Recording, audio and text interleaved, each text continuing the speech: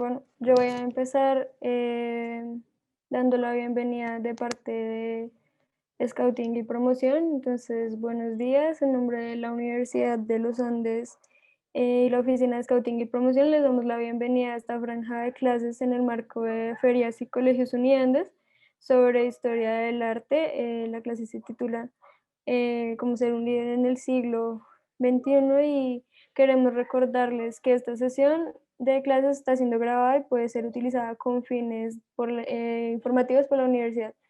Nos acompaña el profesor Darío Velandia y Janet Reyes, que es la gestora académica, y ellos son los representantes del programa. Y para la solución de inquietudes que tengan sobre la clase, eh, vamos a ir, bueno, estaba habilitado el chat, y cada vez que tengan preguntas en el transcurso de la clase pueden ir escribiendo en el chat y estaremos contestándolas. Entonces, bueno, pues le podemos dar inicio a la clase y muchas gracias a todos. Muchas gracias, Juliana. Bienvenidos a todas y todos.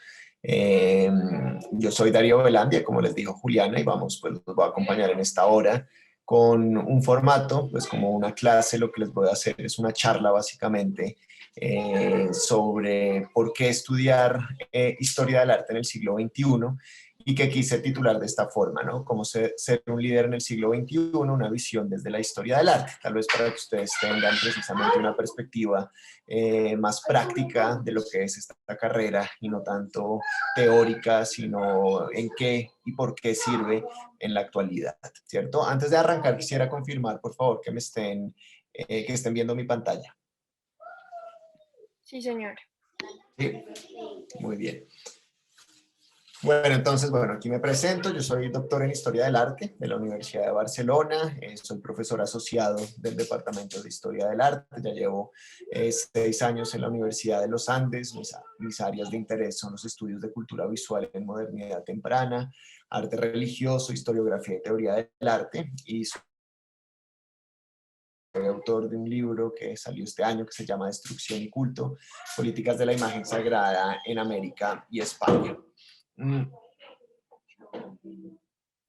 Bueno, yo les quiero hablar básicamente sobre 3 ejes o 3 aspectos que considero claves de la historia del arte, o que la historia del arte, mejor dicho, nos permite forjar o formar. El primero es saber mirar, ¿no? A veces esto, cuando nosotros les decimos a nuestros estudiantes de introducción de los primeros semestres que la historia del arte es una disciplina y una carrera que nos enseña sobre todas las cosas a mirar, puede llegar a sonar un poco extraño, ¿no? Porque en principio pensamos que todos sabemos mirar y que es algo que nos enseña. Pero realmente mirar es muy distinto a ver, ¿cierto? Mirar implica una concentración, una contemplación, un análisis, una interpretación, un descifrar imágenes, un saber leer imágenes, ¿no? Las imágenes suelen ser muy elocuentes y muchas veces, porque no sabemos mirar, no sabemos explotarlas al máximo, sus significados, sus formas, sus colores, etcétera, ¿no? Entonces, mirar no es lo mismo que ver. Ver es navegar por la superficie y mirar es aventurarse al fondo del mar. Y una de las cosas más importantes que nos enseña entonces la historia del arte, como les mencionaba, es saber mirar. ¿Y por qué es importante saber mirar en el siglo XXI y para ser líderes positivos en el siglo XXI? Entonces, para eso tal vez hay que responder esta pregunta. ¿Qué nos dicen las imágenes y cómo debemos mirarlas? ¿Cómo aprendemos a mirarlas? Para eso les quería traer a colación y como ejemplo esta obra. Es una pintura hecha por un pintor francés de la segunda mitad del siglo XVIII, Jacques-Louis David, que se titula El juramento de los Horacios, realizada exactamente en la fecha de 1784. Seguramente muchos de ustedes los han conocido. Juliana, yo no sé si tú veas, qué pena, algún paréntesis, si tú veas cuando hay estudiantes en la sala de espera, tú los puedes ir admitiendo para que yo no lo haga y así no me desconcentro. Sí, no te oí, pero bueno.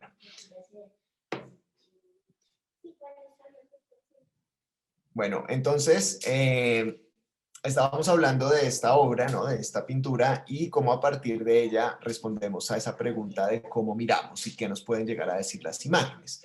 Esta pintura básicamente está narrando un hecho histórico, un hecho que sucedió en la antigua Roma, ¿no? Y lo está pintando un artista francés en pleno siglo XVIII.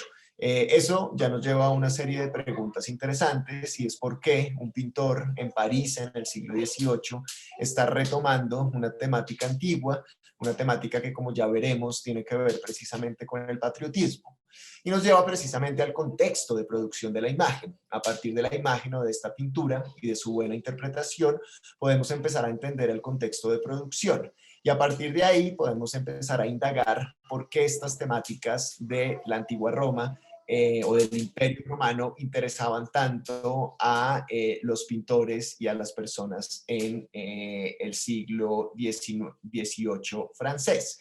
Y básicamente es porque estamos en plena Revolución Francesa, se están consolidando los valores de la democracia, de la nueva democracia, ¿no? Se está tendiendo hacia la anulación del antiguo régimen, es decir, el régimen monárquico, y se está entrando en el camino de la democracia. Y muchos de esos valores democráticos los franceses los van a ver, ¿no? Los van a retomar de la antigüedad clásica, de Grecia y Roma. Y por eso a muchos de ellos les interesaba, ¿no? Retomar esas temáticas. Fíjense que la simple pintura ya nos empieza a meter de lleno en la mentalidad y en un contexto político que nos resulta importante y que pues es fundamental cuando empezamos también a ser sujetos que piensan la historia, ¿no? Y que se piensan en la historia. Entonces, ese simple hecho nos muestra que las pinturas o las imágenes nos abren un mundo, un mundo interesantísimo y nos permiten adentrarnos en tiempos pasados y reconocer cosas, digamos, tan interesantes como, por ejemplo, la mentalidad de una época, cómo pensaban las personas en determinada época. La historia que se está narrando acá es una historia, como les decía, que se cuenta, una leyenda, digamos, de la antigua Roma, en donde el contexto es el enfrentamiento de dos familias, una familia, digamos, o una dinastía que es la dinastía romana, y otra dinastía que es la dinastía de Ars Longa, ¿no? En donde las dos ciudades están en rivalidad y en vez de confrontar los ejércitos, deciden confrontar a los hijos de el patriarca de una de las ciudades frente a los tres hijos del patriarca de la otra ciudad, ¿no? Los tres son obviamente guerreros y van a enfrentarse, digamos, en una lucha cuerpo a cuerpo en contra de los otros tres, tres contra tres. En este momento son los Horacios son el hijo de Horacio, que es este personaje que aparece acá, y están jurando ante su padre lealtad a la patria, ¿no? Están jurando ante su padre lealtad a la patria previo a irse a la guerra. Y estas tres mujeres que aparecen acá con estos dos niños son las hermanas de los Horacios, que están lamentando la suerte de sus hermanos, pero no solamente están lamentando la suerte de sus hermanos, sino que una de ellas está casada con uno de los rivales, ¿no? Está casada con uno de los rivales, por lo tanto la tragedia es doble. ¿Qué me llama la atención de esta composición? Como ustedes pueden darse cuenta, aquí también, y aquí viene un poco la idea de qué miramos y cómo miramos, en la obra hay una serie de constructos sociales y culturales a partir de una retórica visual que llama la pena o que vale la pena resaltar. Por ejemplo, los hombres están parados con una posición muy fuerte, están, digamos, decididos a ir a la guerra, son viriles en el sentido en el que aparecen fuertes, aparecen, digamos, con ese rigor necesario para ir a la guerra y tomar las decisiones, mientras que las mujeres están representadas de una manera completamente emotiva, sentimental, se están desvaneciendo, están sentadas, la fuerza versus la debilidad. Entonces, si nosotros miramos esta pintura, y me voy a adelantar un poco a esto, si nosotros miramos un poco esta pintura a partir de nuestro contexto y miramos un poco la idea de la empatía o la mirada empática y crítica, podemos ver que esta obra también nos habla, cuando les decía que una imagen nos puede hablar sobre la mentalidad de una época, nos puede decir mucho sobre los roles de género en la sociedad, ¿no? Precisamente como las mujeres, por un lado, son pintadas o imaginadas a partir de lo emotivo a partir de las emociones, ¿no? A partir de la debilidad, son las que no luchan por la patria, sino las que esperan, ¿no? Y están continuamente esperando en un ámbito de lo privado y no de lo público, mientras que los hombres son los que tienen que pelear, tienen que luchar por la patria, etcétera. Ahí hay un constructo de género, una construcción de género que va a, digamos, dominar nuestras sociedades occidentales durante mucho tiempo, que todavía lo sigue dominando. Y fíjense cómo la historia del arte entonces, y esta pequeña idea que les mencionaba al principio de aprender a mirar, nos puede demostrar esos constructos imaginados, porque al final lo son, y que tienen unos condicionamientos o llevan a unos vicios sociales como es la desigualdad de género. Si nosotros queremos ser entonces unos líderes positivos para el siglo XXI y queremos romper de cierta manera con todas estas cuestiones, por ejemplo, de la jerarquía del patriarcado y de la jerarquía del género masculino frente al femenino, pues la historia del arte nos ayuda, ¿no? Nos ayuda a aprender a ver cómo se están configurando esa mirada masculina, ¿no? Y a partir de las imágenes. Y eso, sin lugar a dudas, nos haría unos líderes positivos para el siglo XXI en ese reconocimiento, y para eso también sirven mucho las humanidades. Siguiendo un poco con esta idea, entonces, les he mencionado mucho esto, pero quiero enfatizarlo, y es que la mirada es un constructo cultural. Muchas veces también pensamos que todos vemos lo mismo, que todos miramos lo mismo, y eso no es cierto. La mirada se construye culturalmente, y es, digamos, nuestro deber como historiadores del arte muchas veces, o como estudiosos de la cultura visual, hacer caer en cuenta a las personas que la mirada no es homogénea, que la mirada no es única, que la mirada es un constructo cultural que tiene una serie de vicios ideológicos que se van conformando en la medida que va pasando el tiempo y que vamos creyendo que así son y que así deben ser. Y esta es una fotografía muy diciente que ilustra eso, ¿no? Es una fotografía de Erwin Elliot. Es un fotógrafo que tiene una serie de fotografías en la que captura instantes en museos europeos, en el interior de museos europeos. Este es en el Prado, en Madrid, en el Museo del Prado, en donde se encuentran estas dos obras muy famosas, La maja desnuda y La maja vestida, de Goya, un pintor también del siglo XIX. Y lo interesante de la captura de Elliot es que aparece un grupo de hombres, un grupo de casi 8 hombres siete hombres que están mirando a la maja desnuda, y una mujer solamente que está mirando a la maja vestida. Esta fotografía, pues es muy relevante en cuanto a lo que les mencionaba con respecto a la mirada y cómo se construye la mirada occidental. Una mirada que de cierta manera ha sido masculina, una mirada que cosifica o vuelve objeto a la mujer, y por eso mismo entendemos que uno de los géneros pictóricos occidentales de mayor trascendencia e influencia en la historia de la pintura y en la historia del arte en términos generales es el desnudo femenino, en donde en la gran mayoría de casos lo que se hace es precisamente cosificar a la mujer, volverla un objeto de deseo, un objeto de contemplación y de deseo. Con respecto a eso, quería también mencionarles este acto, es un acto iconoclasta. Cuando hablamos de un acto iconoclasta, hablamos precisamente de un acto que destruye una imagen o que violenta una imagen, y que lo hace Mary Richardson. Mary Richardson era una sufragista, una feminista londinense de principios del siglo XX, una de las primeras mujeres que luchaba por los derechos de las mujeres, o que luchó por los derechos de las mujeres, específicamente por el derecho al voto, porque así es como comienza un poco el movimiento feminista en Europa, pidiendo o exigiendo ese derecho que no tenían las mujeres en ese momento. Y en un acto completamente simbólico, Mary Richardson va a acuchillar a la famosa Venus en el espejo de Diego Velázquez, un pintor español del siglo XVII, cuya obra o esta pintura pues se encontraba en la National Gallery de Londres. Todavía está ahí, hoy en día está restaurada después del ataque de esta mujer. Y este acto iconoclasta es un acto simbólico que precisamente nos lleva no a pensar en la destrucción de la imagen en cuanto de la pintura, en cuanto a un objeto material, sino más bien en un acto simbólico que lo que conlleva es precisamente a acuchillar o a destruir esa mirada masculina que cosifica o objetualiza a el cuerpo femenino. Entonces, Es un acto que en principio podríamos, digamos, reprobarlo por algunas cosas, pero que en todo caso es un acto que también en cuanto a su simbolismo implica y tiene unas cosas muy positivas respecto a todo pues, lo que hemos venido hablando de cómo se construye la mirada en Occidente y cómo pues tiene una serie de vicios o elementos negativos. Muy bien. Recuerden que si tienen alguna pregunta me la pueden hacer por el chat, que Juliana está ahí atenta y me la transmite. O me pueden interrumpir directamente si quieren. Bueno, el segundo elemento del cual les quería hablar es el de la memoria histórica.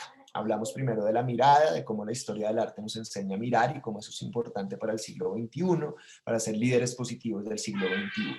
Lo segundo que les quiero mencionar es precisamente la memoria histórica. La historia del arte como disciplina histórica precisamente se fundamenta en esa conciencia de los tiempos, del pasado y de cómo podemos comprender mejor nuestro presente si sabemos y entendemos el pasado, ¿no? Es decir, nuestro presente de cierta forma está construido, nuestra actualidad está construida a partir de una proyección que es básicamente qué queremos ser y por lo tanto pensamos en el futuro, pero también está construida sobre unas bases del tiempo pasado, unas bases de un tiempo pasado que nos hablan en principio sobre errores, aciertos, sobre errores que no queremos cometer, sobre aciertos que queremos seguir transitando y que obviamente nos van configurando como humanidad, ¿cierto?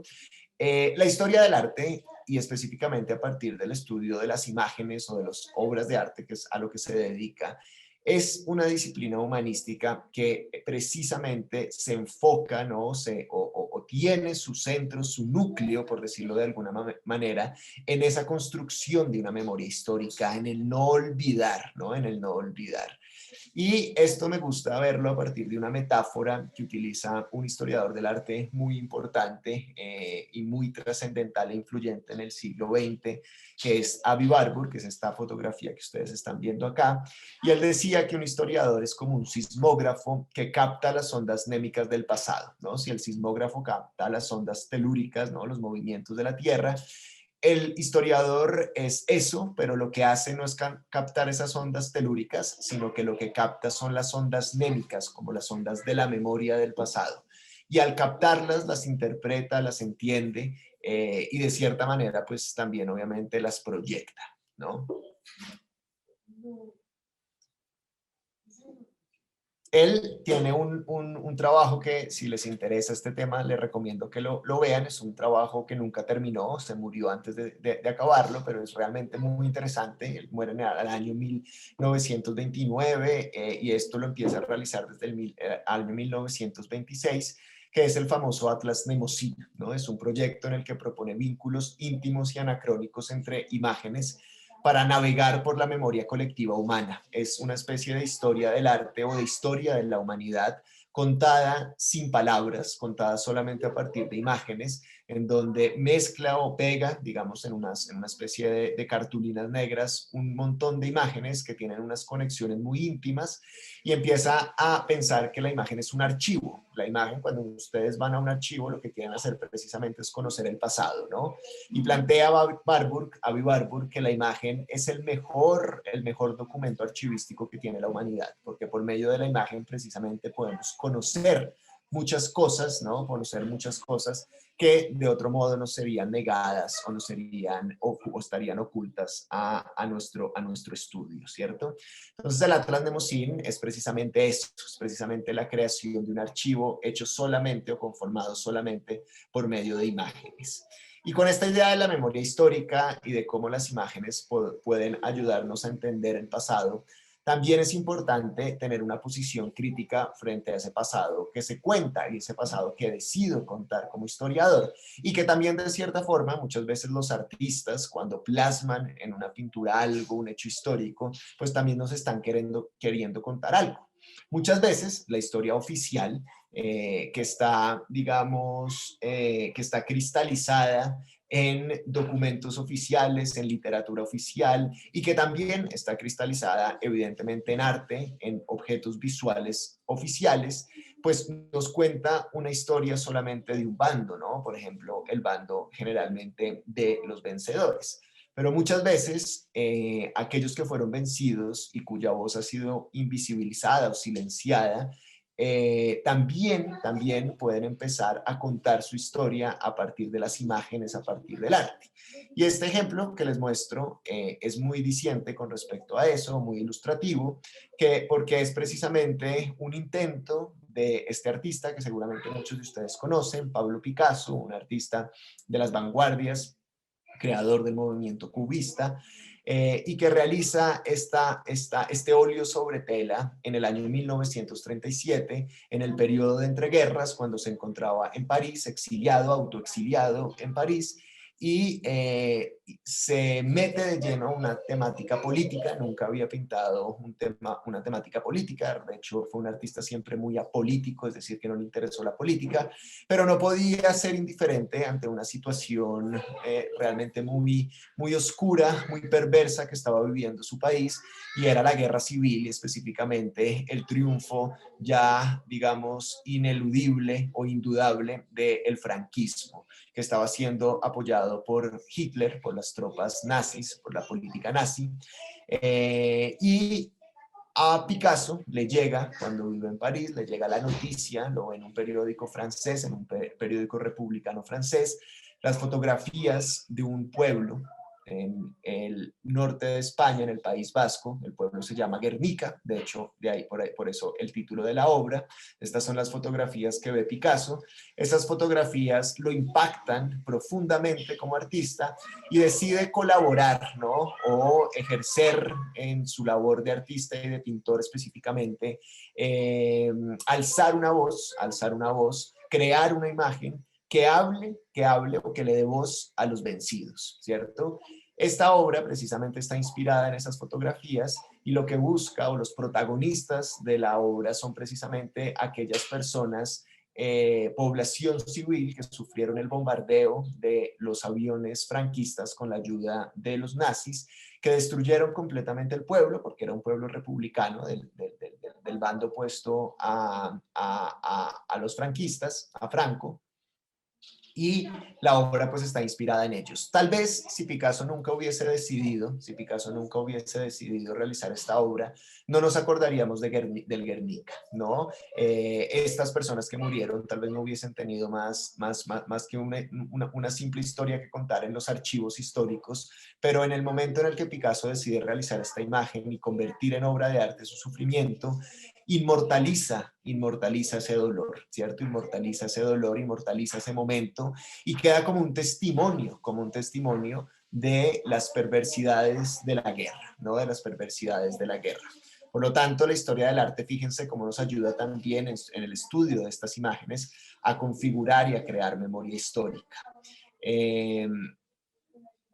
De hecho, y por eso les pongo esta relación con dos imágenes, una anterior obviamente a este detalle del Guernica, en el que aparece una madre llorando la muerte de su hijo, y lo relaciono con una obra anterior. Esta es una obra de Giotto, un pintor renacentista del Trecento italiano, es decir, del siglo XIV, en Florencia, en donde aparece esta iconografía muy popular en el marco, digamos, del cristianismo, que es la lamentación, en donde la Virgen está lamentando la muerte de Cristo. Es una iconografía que se va a volver recurrente, que Picasso va a retomar, y que después, buscando fotografías de guerra contemporáneas, aparece una imagen que nos recuerda esa iconografía, que tiene que ver con una temática universal, y es precisamente el dolor de una madre que está llorando la muerte de su hijo, que evidentemente nos impacta profundamente porque toca nuestras entrañas más profundas, y que altera toda lógica vital, ¿no? Una madre nunca debe llorar, o un padre, una madre nunca deben llorar la muerte de un hijo, porque es antinatural, ¿no? Los padres deben morir primero que los hijos.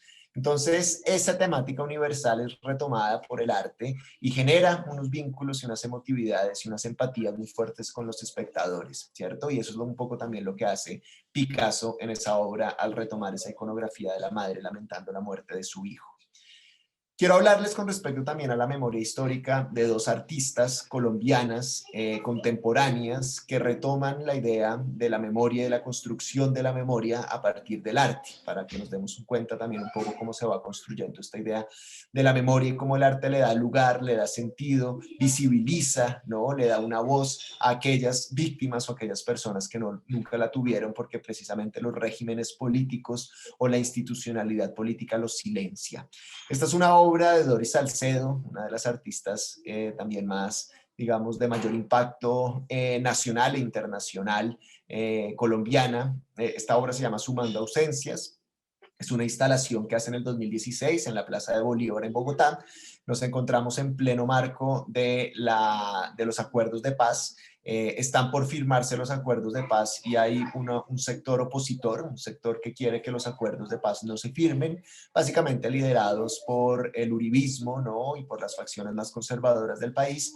Quieren que ese acuerdo de paz no se firme y en esa, digamos, en esa disyuntiva, en ese debate, en esa discusión, Doris Salcedo decide realizar esta instalación colectiva y cooperativa en el que invita a la población civil a que la ayuden a llenar, ¿no? A cubrir el piso de la Plaza de Bolívar con unas telas blancas que tienen los nombres de los desaparecidos y de las víctimas de la guerra. Esos desaparecidos, esas víctimas de la guerra que se quedarían en el olvido, que se quedarían simplemente en unos archivos si algún historiador alguna vez quiere estudiarlos, son retomados por Doris Salcedo y les da una identidad, ¿no? Les da una identidad a pesar de su desaparición, a pesar de su muerte, les da una voz y esa voz es precisamente el de la memoria histórica, el de reconocer nuestros errores en el pasado para tal vez construir un mejor presente. Algo parecido decide hacer Beatriz González, otra artista colombiana, con su obra Auras Anónimas. Seguramente supieron de ella por todo el debate que se dio en la alcaldía de Peñalosa que las quería destruir los columbarios, que son parte del patrimonio cultural y artístico de la ciudad, y Peñalosa quería destruirlos para hacer un parque. Y en estos columbarios, Beatriz González decide intervenirlos con estas imágenes, estas imágenes en negro, ¿no? Estas imágenes en negro en donde ella está recuperando unas fotografías que aparecen en el periódico y que hablan precisamente de las fosas comunes y de cómo se encontraron estas fosas comunes y se están pues desenterrando a los cuerpos, ¿no? El hecho de que estén en un cementerio pues es muy, muy diciente también, muy simbólico y decide entonces realizar esta imagen que precisamente también nos habla un poco sobre sus desaparecidos. A diferencia de Doris Salcedo, aquí no hay nombres, no hay identidades, son las auras anónimas y es tal vez uno de los grandes, de las grandes tragedias o dramas de una guerra y es que precisamente los muertos o la gran mayoría de los muertos están condenados al anonimato, ¿no? Están condenados al anonimato. Es una obra supremamente fuerte, muy simbólica también y que nos habla de esa reconstrucción de la memoria. Bueno, esta imagen que ven acá, y pues me voy a otro tipo de violencia, no tan explícita como les estoy mostrando, pero una violencia igualmente fuerte y una violencia del pasado, y es como el tesoro Quimbaya, o cómo, digamos, nuestro territorio fue despojado sistemáticamente por el imperio español y por una política imperial española de todas sus riquezas, entre ellas pues objetos cultuales de nuestros aborígenes indígenas, de nuestros indígenas, de las poblaciones indígenas antes de la llegada de los españoles, y como hoy en día reposan en un museo en Madrid, ¿no?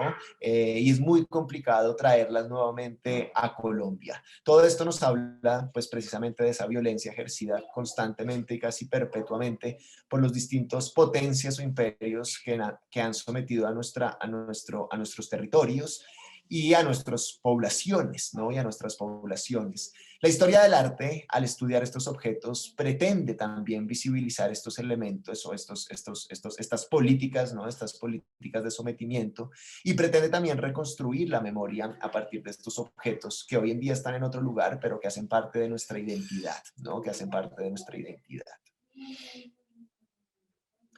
Muy bien, por último les quiero hablar sobre un tercer elemento que es fundamental para la historia del arte como disciplina humanística y podríamos decir lo que lo es para todas las disciplinas humanísticas y es el pensamiento crítico.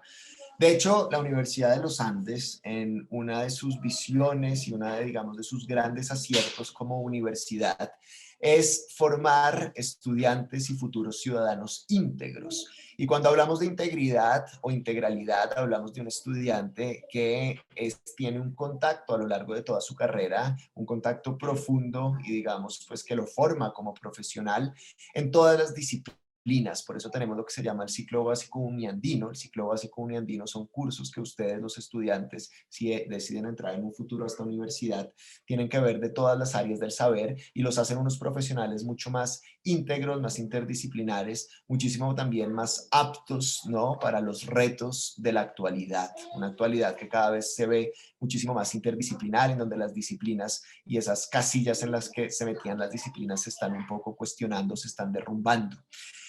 Y la formación humanística que todo uniandino debe tener, tiene un foco, un énfasis fundamental, es precisamente forjar estudiantes y ciudadanos con pensamiento crítico, ¿no? ¿Por qué? Porque el pensamiento crítico asegura ciudadanos democráticos y líderes justos. Si ustedes en el futuro van a ser líderes que en distintos ámbitos, en distintos medios, en distintas áreas, es importantísimo que siempre mantengan ese pensamiento crítico, ¿no? Y aquí les pongo un fragmento de uno de los grabados que hace parte de la serie de Los Caprichos de Goya, de Francisco de Goya, del cual también ya les había hablado con sus pinturas de la maja desnuda y la maja vestida. Este grabado se llama El sueño de la razón produce monstruos.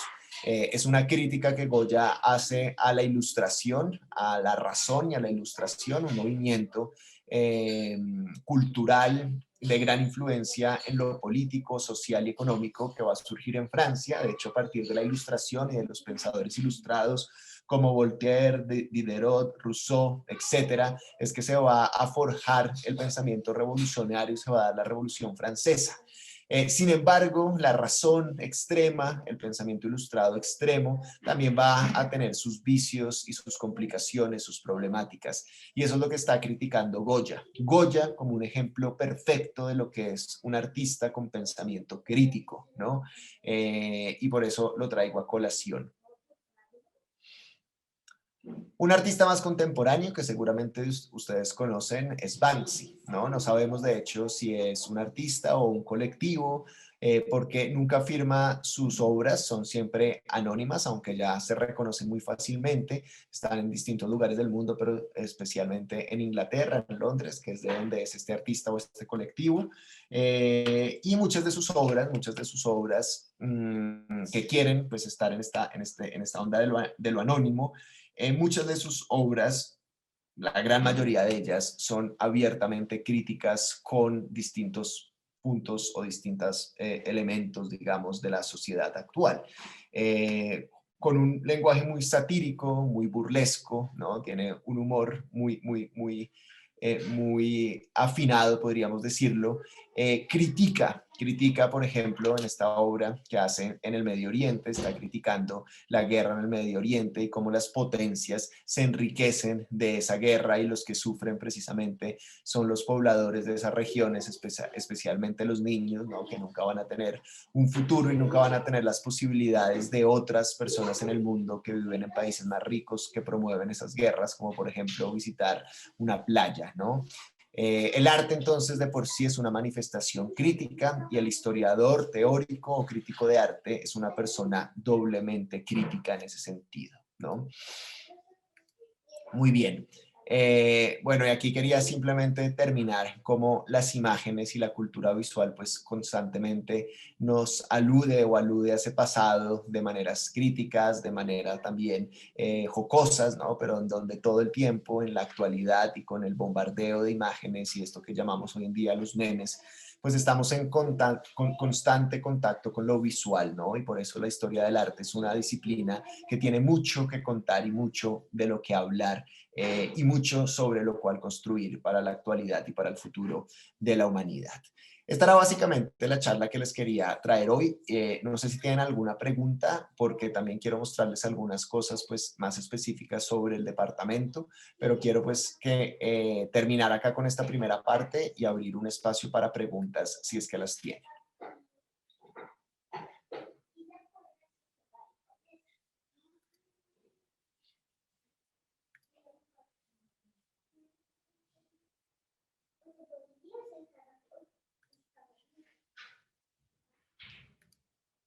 No, no tienen preguntas. Bueno, muy bien. Entonces,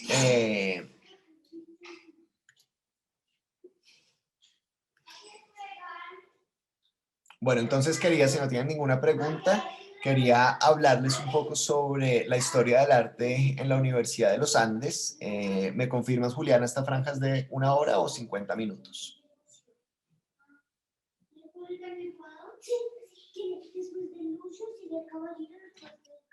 Qué pena, no te oigo. ¿Ahí me escuchas? Y ya. Es de 1 hora, pues va hasta las 12:45 realmente, pero pues el tiempo Es de que 1 hora. quieras, sí. Listo, gracias. Bueno, muy bien. Entonces, la historia del arte en la Universidad de los Andes. Les voy a hablar aquí también muy brevemente sobre algunas de las características de nuestro programa. Un poco ya pensando y teniendo en mente todo lo que les he dicho en la charla anterior.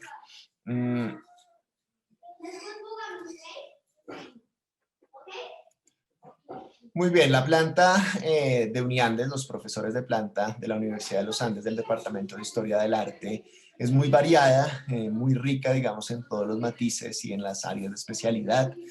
Todos tenemos un doctorado, todos tenemos doctorado en distintas universidades del mundo. Está la profesora Patricia Salamea, quien actualmente es la decana de la Facultad de Artes y Humanidades. Es especialista en Renacimiento Global, Historia del Grabado y Tradición Clásica, la profesora María Clara Bernal, que tiene doctorado en la Universidad de Essex y es especialista en el surrealismo en el Caribe, arte moderno en América Latina y Colombia, en el arte también de las migraciones. Verónica Uribe, profesora asociada y actualmente la directora del departamento, tiene un doctorado en la Universidad Pompeu Fabra de Barcelona, especialista en arte de los siglos XVIII y XIX, arte y viajes, patrimonio e historia del arte ecocrítica. Y Ana María Franco, profesora asociada, también doctora del Institute of Fine Arts del NYU. Es especialista en arte colombiano del siglo XX, específicamente en arte abstracto.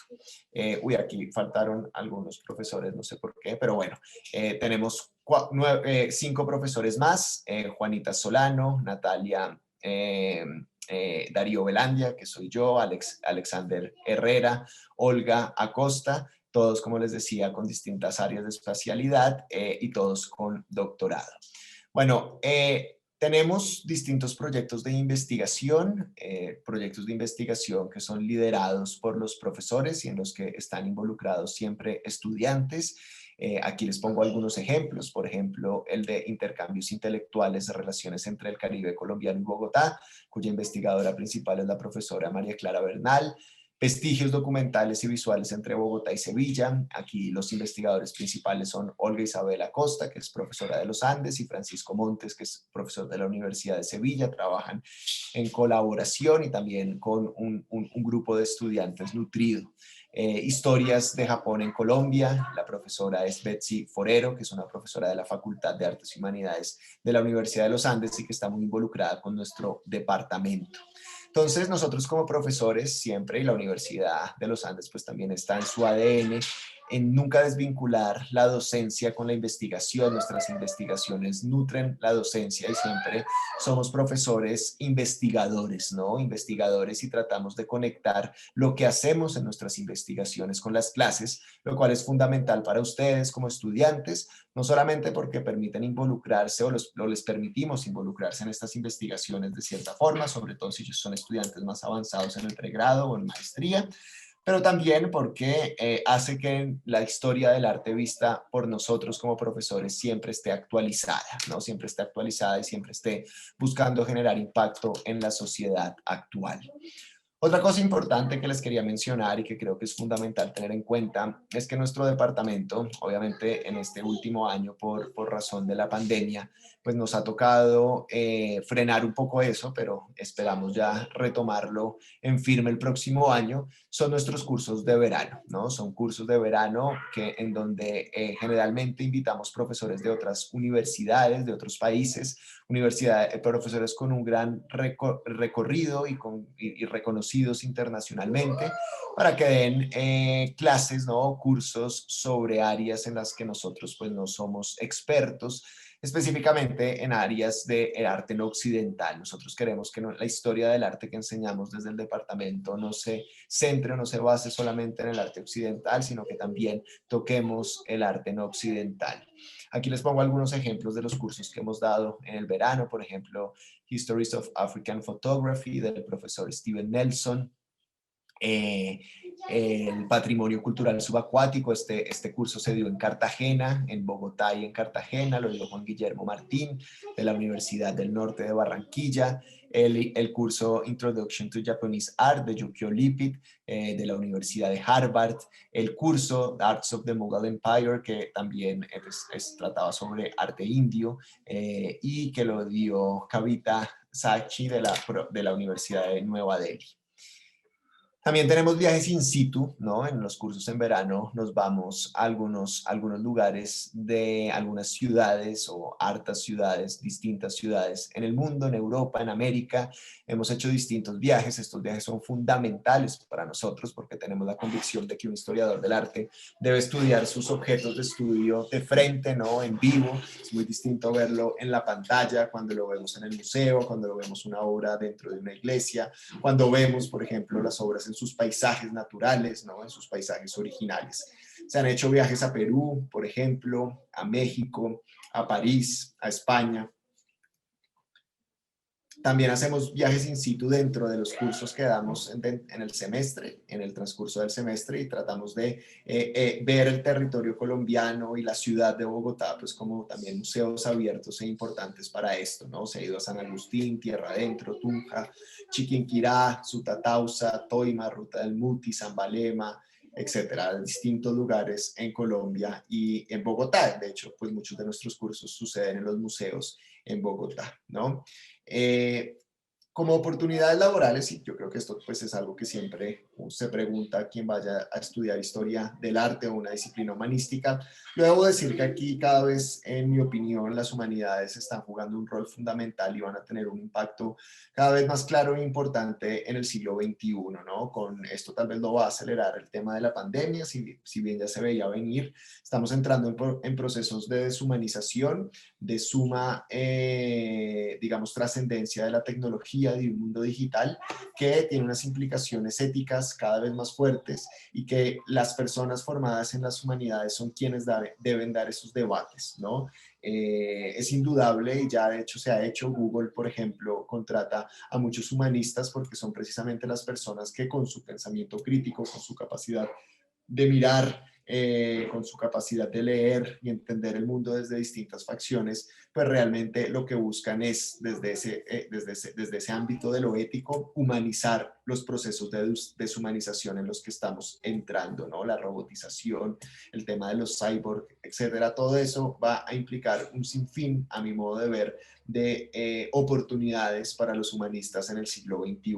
Sin embargo, pues hoy en día, y siendo un poco más aterrizados en el presente, pues hablamos de distintos campos en donde se pueden encontrar los historiadores del arte trabajando hoy en día, en la academia, en temas de investigación, docencia, estudios superiores a nivel de maestría y doctorado, en instituciones culturales, museos, fundaciones, colecciones públicas y privadas, Ministerio de Cultura y de Artes, por ejemplo, en temas de patrimonio, con arqueología, conservación, políticas culturales, gestión patrimonial, en el mundo editorial y medios, en revistas, periódicos, editoriales, programas de televisión y radio, documentales, gestión cultural, organización de eventos, promoción de artistas y obviamente el mercado de arte, ¿no? Asesoría a coleccionistas, galería, ferias, casas de subasta, etcétera. Y aquí hay algunos ejemplos de dónde están nuestros egresados o nuestros exalumnos actualmente, ¿no?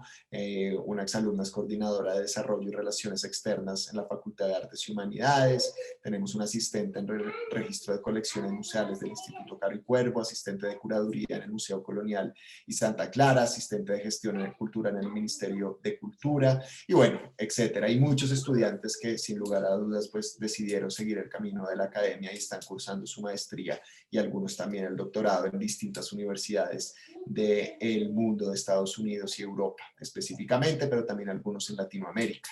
Esta es nuestra comunidad uniandina, es una comunidad, es un departamento obviamente pequeño, está conformado, como les decía, por 8 profesores. Somos muy unidos con los estudiantes, buscamos hacer constantemente actividades que involucren a los estudiantes y que pues conecten tanto a los profesores con los estudiantes, tratar de romper un poco la idea de esas relaciones verticales y jerárquicas y ver que al final creamos comunidad cuando compartimos y cuando convivimos en distintos espacios y distintos momentos. Aquí hay una serie de fotografías de eventos que realizamos, ¿no? En donde la participación de los estudiantes es fundamental.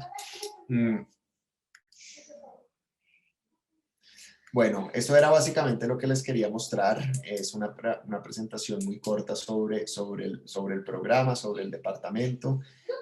Y bueno, no sé si tengan alguna pregunta con respecto también a esto último, a lo primero, si ya tal vez se animen a hacer algún comentario o alguna pregunta que tengan. Todavía tenemos unos 5 minutos de tiempo.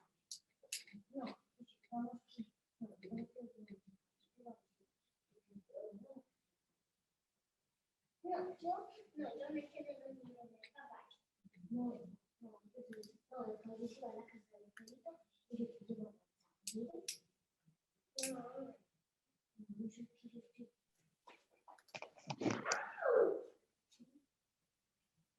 Sí, claro, mire, Paula. Adelante. Mejor si lo hacen por el micrófono. Gracias.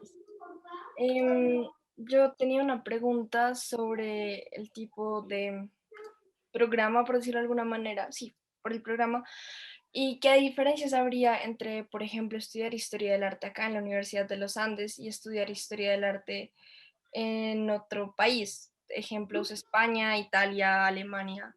No sé. Bueno, entonces yo te lo voy a responder desde mi perspectiva. Digamos, en cuanto a la calidad del programa, este programa no tiene absolutamente nada que envidiarle a los mejores programas de historia del arte en Estados Unidos, en Europa.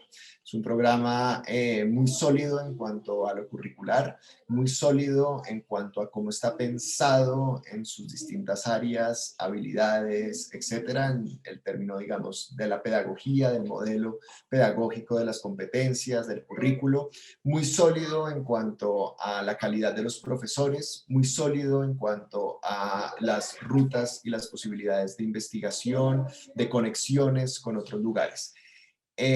Ahora, si me preguntas en esos términos, pues te digo que este sería un lugar ideal para estudiar historia del arte. Ahora, ¿por qué estudiar acá y no afuera del país? Uno de nuestros principios es que la historia del arte se ha hecho desde unos lugares específicos que son Norteamérica y Europa, y esos lugares han de cierta manera tenido podríamos decirlo, una mirada que ha perjudicado la producción o el estudio de las manifestaciones culturales en países como los latinoamericanos.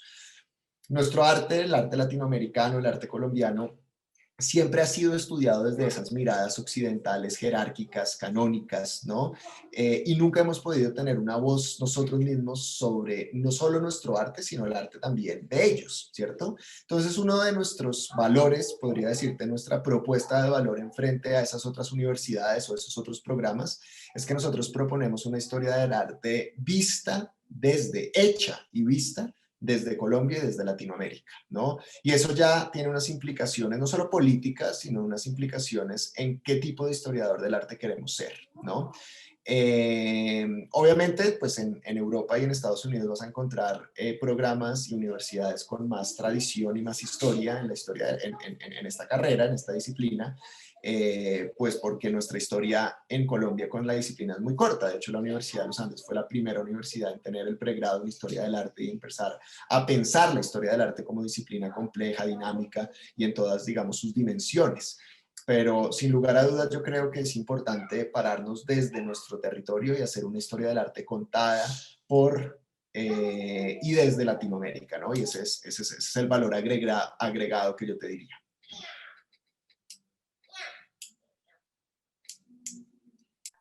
Gracias. Muy bien, María Paula.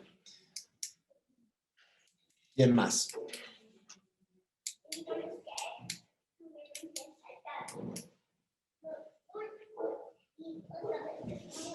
Perdón, ¿puedo hacer otra pregunta? Sí, sí, adelante. ¿Cuánto aconsejarías que una persona que decida estudiar historia del arte complemente su carrera, con otro tipo de carrera, de pronto no conectada directamente con el arte o la historia del arte, sino como economía o, no sé, administración de empresas? Totalmente aconsejable, aunque es una decisión muy personal, pero si me preguntas a mí, yo lo haría. Hay dos opciones, y tú lo mencionaste, o tres opciones, ¿no? Quedarse solamente estudiando una carrera, escoger, la segunda opción sería escoger dos carreras afines. Muchos de nuestros estudiantes hacen doble programa con arquitectura, incluso con arte, con, yo qué sé, literatura, carreras que en principio uno nota obviamente más afines. Pero también tenemos muchos estudiantes que hacen carrera o doble programa con administración, con economía, con derecho, etcétera. ¿Por qué es buena una a la otra opción? Yo creo que las dos son buenas, no tiene, es simplemente decisiones que uno toma, o sea, dependiendo también de cómo se va formando como estudiante y las materias que va viendo, qué conexiones va encontrando, como también pues vas encontrando un camino de lo que quieres ser y proyectarte al futuro. Y pues obviamente eso va a implicar la decisión o va a perjudicar positivamente la decisión que tomes, ¿no? Pero yo creo que tomar o hacer doble con dos carreras muy distantes entre sí, pues no es negativo, no es perjudicial, sino todo lo contrario, puede llegar a ser muy importante y las conexiones que se pueden llegar a crear entre una y la otra siempre van a ser riquísimas y siempre van a depender también un poco de ti. Yo qué sé, hay estudiantes que encuentran que la conexión entre administración de empresas e historia del arte es buenísima porque se quieren dedicar a la gestión cultural y esta unión les da tanto los fundamentos que necesitan en cuanto, yo que sé, al emprendimiento, a formación de empresas, de negocios, etcétera, y el conocimiento que te da la historia del arte como una disciplina humanística en el contacto con obras, con textos, etcétera, pensamiento crítico, etcétera. Entonces, digamos que depende mucho de tus necesidades, de tus gustos, de lo que quieres hacer y de cómo te quieres proyectar, pero no lo veo de manera negativa ni mucho menos, ¿no? Yo creo que yo como profesor y con los distintos estudiantes con los que he trabajado y aconsejado, asesorado a lo largo de mi carrera aquí en la universidad, pues encuentro que esos caminos siempre son riquísimos y esas uniones son muy buenas para ustedes, así que yo siempre los apoyo y los motivo a que hagan dobles programas con distintas carreras, no importa la afinidad con la historia del arte. Muchas gracias. Muy bien. Bueno, ¿algo más? Ustedes, bueno, les voy a hacer una pregunta para ver un poco ustedes, no sé de qué colegios vengan ni nada, pero no les quiero preguntar eso, sino simplemente quería saber si en los colegios en los que estudian tienen historia del arte, les dan historia del arte como una materia, o la ven, digamos, tangencialmente, y por qué llegaron un poco acá a esta charla de historia del arte, que les interesa, si alguien me quiere responder esa pregunta, se anima a respondérmela.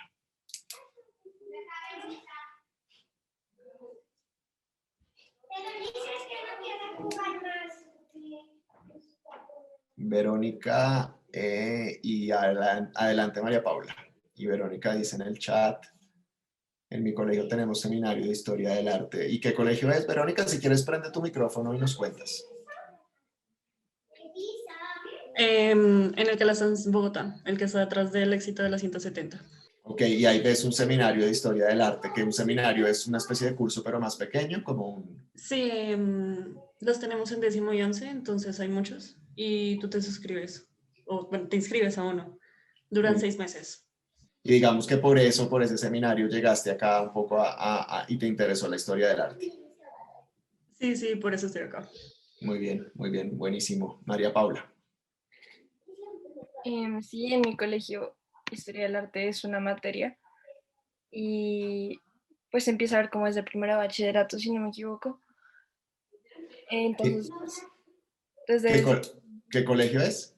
el italiano, Ah, sí, sí, sí. Sí, ¿verdad? claro. Sí, de Entonces, hecho, muy importante para ustedes dentro del currículo, ¿no? sí, sí, señor. Entonces, desde el primer momento que yo vi la primera obra de Historia del Arte, me enamoré completamente. Qué Y pues bueno. a partir de eso he hecho casi todas las cosas enfocadas hacia la historia del arte.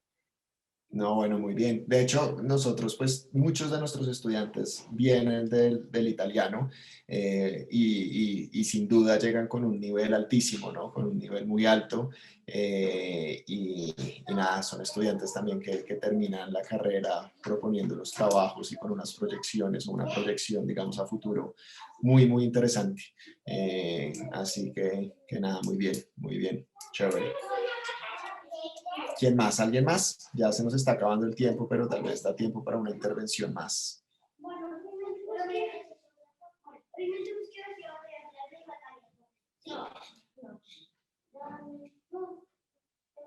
¿No? Bueno, pues muchas gracias por participar, por estar acá.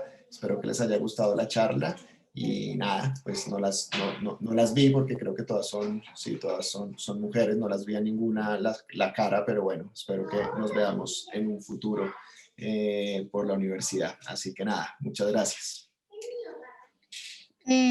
Gracias, profesor Darío. Quería, antes de darle la palabra a Juliana, invitarlas a que se den un paso por el stand que tenemos dentro de la feria. Allí tenemos toda la información más detallada del programa, del folleto, del plan de estudios, y también tenemos un chat abierto por si de pronto quieren dejarnos alguna inquietud. Yo estaré pendiente para atenderla. Gracias, Janet. Juliana, no te oímos. Yo creo que algo le pasa a tu micrófono. Creo que lo voy a... Ya, mejor, sí. Bueno, pues entonces quería copiarles un enlace donde pues pueden hacer parte de las charlas de apoyo financiero de la universidad y acceder a todo esto de la feria de hoy, como lo dijo Janet. Anímense pues para seguir con las charlas de la feria. Muchas gracias también a Darío por la clase. Pues, queremos agradecerles a todos por su conexión y por el interés que tuvieron en la Universidad de los Andes y pues sí, anímense a seguir con la feria de hoy. Muchas gracias a todos por conectarse.